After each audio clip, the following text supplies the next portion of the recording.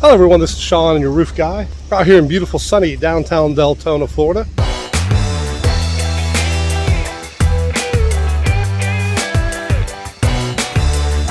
Had a homeowner call up and ask us to do a roof inspection after a recent storm. Had a pretty good sized hailstorm go through here on the 11th of the month.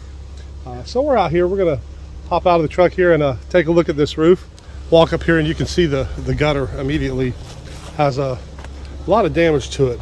Some of that looks like hail collateral.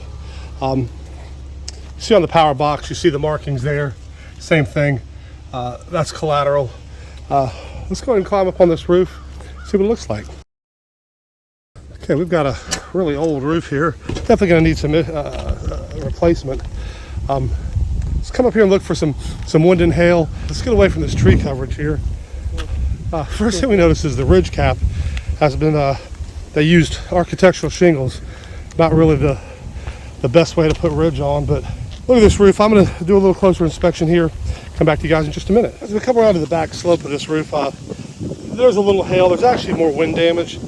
First thing you see is a missing shingle, but it looks like somewhere or the other they tried to nail it back down. I'm not really sure what that is. Here's definite wind damage. This is probably a pretty good wind claim. There's a little bit of hail here. I'm not liking the hail as much as the wind. Here's some good wind here.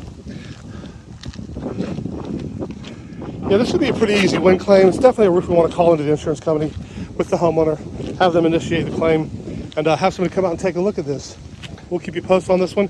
Really curious as to this ridge cap. I guess when the insurance company tells you that ridge is included in waste, this is what they're talking about, huh? Anyway, you guys be kind to one another. This is Sean with XLR8 Roofing. We'll see you.